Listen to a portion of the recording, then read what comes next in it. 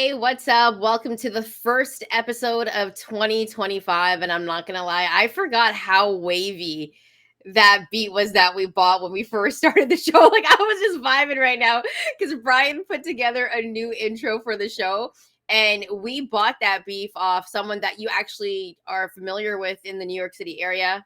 Yes, Ghost Dave. Ghost Dave is a producer. You probably heard some of his beats on like Peter Rosenberg project, produced with some Griselda on it as well. Like he's done some really cool stuff. And if you love like just classic East Coast hip hop, he does that. So shout out to Ghost Dave because that was actual fire. I forgot because it's been a minute since I listened to it longer Like the than 10 whole thing. seconds. You know what I mean? So that was pretty dope. By the way, if you like the show, if you like the content, hit that like and subscribe button. If you have already done that, thank you so much. You can follow us on our social media channels. We're at the Mandatory TKO. You can also find us on the audio side, wherever you get your shows, podcasts. You can find us there.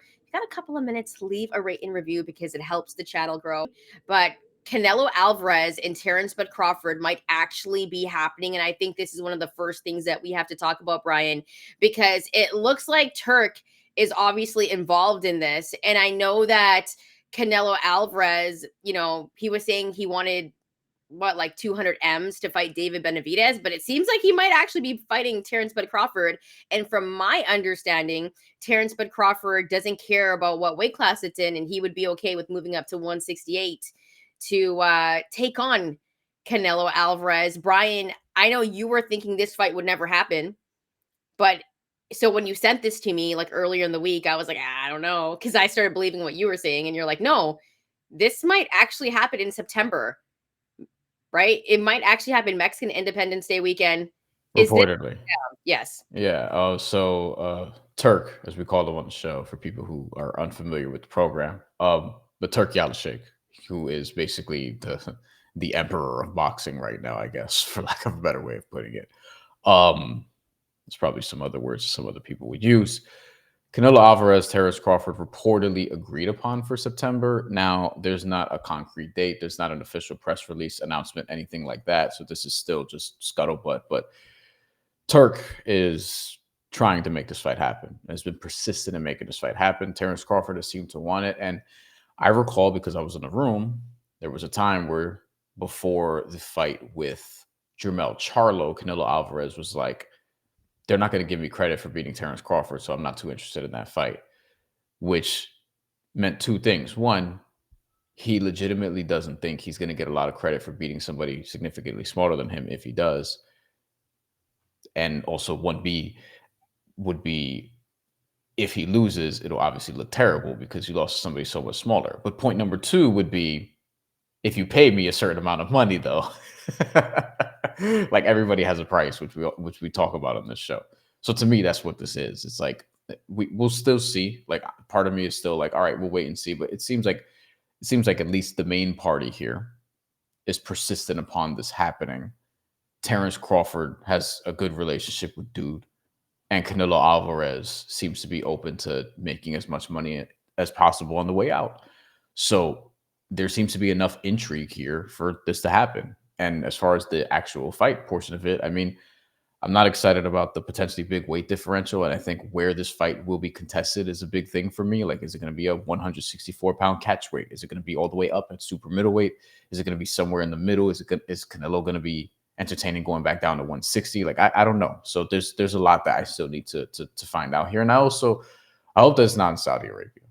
Because if this is in Vegas, this is going to like shut the city down, and a lot of people are going to flock to it. If it's in Saudi Arabia, the atmosphere, yada yada yada. So I think if it's in Saudi, it's the worst mistake they could ever make. I think it's the dumbest thing that could ever happen, to be honest with you, because I think you're taking away from the boxing community that would eat this up. You're talking about a lot of Mexican fans that would also travel to Vegas for this fight. You're talking about a lot of fans for Bud that would travel for this fight. And when you put it in Saudi, a big, massive fight like this, it takes away from all of it. And let's just be real here. It would be like 2:30, 3 o'clock on the West Coast, which is like fine if you have plans on a Saturday night. But this is a big blockbuster fight. So I don't want to see it in Saudi. It has to be Mexican Independence Day weekend in September. That's when it should be if this fight is going to happen. That's a massive weekend. That's Canelo weekend. It used to be Mayweather weekend. Like, we know how big that weekend is. This is two of the greatest fighters of this generation. Can't be in Saudi, in my opinion. If it's in Saudi, I'm going to be pissed. Now, Turk is putting up the money so he can do whatever he wants with it. And if he wants to put it in Saudi, he'll put it in Saudi. But I think that would be a big mistake. So I agree with you there. Where this fight is going to be is very important to me as well, because Bud has absolutely no fear about where he fights, but I don't think him moving up to 168 to have this fight is very smart for him. Now, at the same time, both of these gentlemen obviously want to get the bag. They are going to get the bag for this fight if it does happen. It's going to be a ridiculous amount of money. They're going to be making absolute history. But I think it would be really unfair for Bud to go all the way up to 168. And also, Bud usually fights once a year. So if I was to do my math correctly, this would be the only fight he would fight this year. If we were going to go by how he's been fighting the Right. last since COVID, right? Right. That's how it would be. I also don't think that would be smart for Bud, because as much as we liked his performance against Madrimov at 154 pounds, a lot of people were left like, I don't know how Bud looks in that weight class, because at 147, we were spoiled. He was TKOing, KOing everybody that he fought at 147. So when he got to 154 and dominated a fight, but didn't get the knockout, we were like, oh my God, not as impressive, even though we should have been impressed. I was impressed. Like, he won 8 out of 8 rounds to me in that fight. I thought he dominated that fight, even though Madrimov had his moments. So for me, I really do feel like Bud has to have a tune-up fight before he fights Canelo, and especially if he's moving up to a weight class that's like 168. If it's a catch weight, I want to see that, because I think Canelo's going to have a lot to say for that, because I don't also see Canelo coming down to like 163. Like, the bag has to be really good. Like, what are we talking about here? Like 300 M's? Like, what are we talking about here? Like, that would be crazy I think for Canelo to come down to like 160-ish, which I think would be a fair meeting ground, like 163, 164. I just don't know if it's going to happen. So as much as I've been talking about this fight for so long, like it might happen, I'm having doubts now where it's coming close, and it might actually happen, but I'm like, what weight class are they fighting in? Because that's what's most important to me. I also want it to be kind of like fair ground, because I don't want it to be a fight where Bud has a disadvantage. Like, if we're going to get Canelo and Crawford, let's make it a fair playing ground, in my opinion. Part of me thinks that this is in September because maybe Terence Crawford actually has a fight in like May in a higher weight class to see how, or really get accustomed to the weight increase. But Terence Crawford also, to your point, hasn't fought twice in a year since 2019. And that was the year he fought Amir Khan and Mean Machine. Like, that was a long time ago.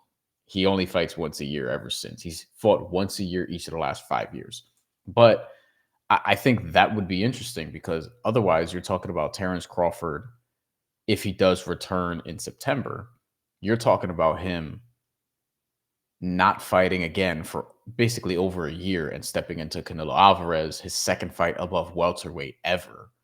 And like, that's just a lot. And the more reason why I think Canelo Alvarez will be the betting favorite for this. So to me, I do wonder if this is going to be in September, because maybe Canelo has to take a mandatory title defense, and maybe Terence Crawford has to get accustomed to the weight and takes a fight at maybe even middleweight between now and then, in like the springtime or something along those lines. Yeah, I just think Bud needs to be more active. And if Turk's got the bread, and because I think Bud can beat anybody, going into that fight, depending on what weight they're gonna fight at. I mean, I think I'm gonna rock with Bud right now, but it just depends on what I'm weight class not. it I don't is. think I am. I know it's gonna be hard, but like it's hard for me to go. It depends, right? Like, if it's in Vegas, I mean, Canelo's gonna win, right? Right? Like, we know this, but depending on what weight class it is, like, it's tough, right? And I want to see what the odds would be, like, if I'm looking at a betting perspective, because we just never know what happens in boxing.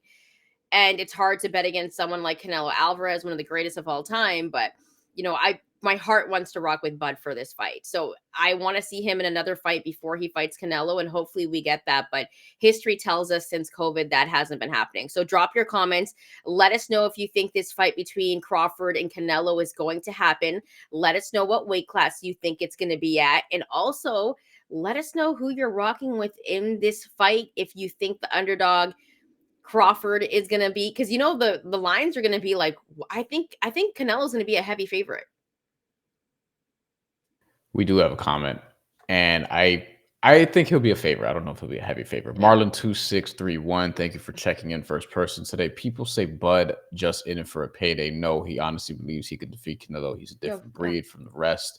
If he wins, he's a locked up top 10, 15 in the history of boxing. 100%. I agree with that. Yeah, I think I agree with all of this. I think Terence Crawford thinks he could beat Canelo Alvarez. And yeah, I think if he does beat Canelo Alvarez, especially if it's all the way up at super middleweight, but even if it's at a catch weight, like closer to, if it's a catch weight, Canelo's not going to come down but so far. I feel like 164, 163, I'd be surprised if it's even middleweight at 160. But regardless, if Terence Crawford does that, then yeah, he's up there. I'm going to be honest with you. I think the first fight is a draw.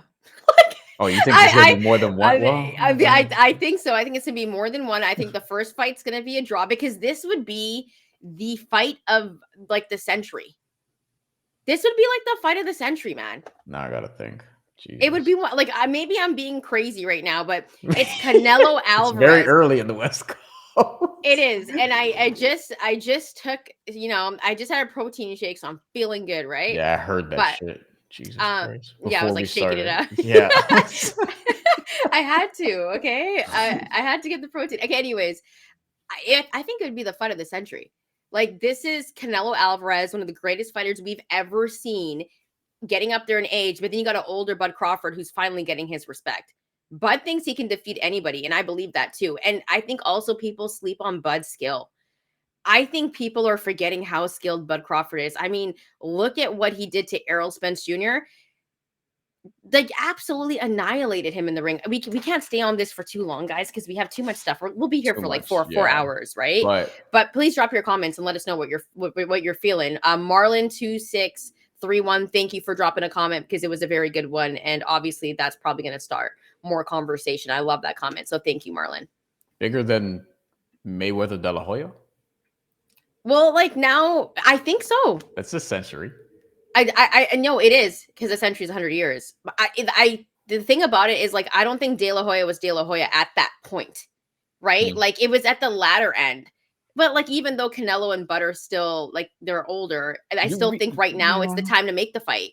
Like, if we're talking it happens next year, then like Canelo's older, Bud's older, like, no thank you, right? So, and Mayweather was like, Mayweather was like money, getting into becoming Money May at that time. Yeah, it was still it's different. Massive fight though. Massive. But I think this one's bigger, dude. Like, I think this one is way bigger for some strange reason, because I knew how that Mayweather De La Hoya fight was going to go. Like, I just knew it. I got to think. I don't drop your comments and let us know if you think this is going to be the fight of the century.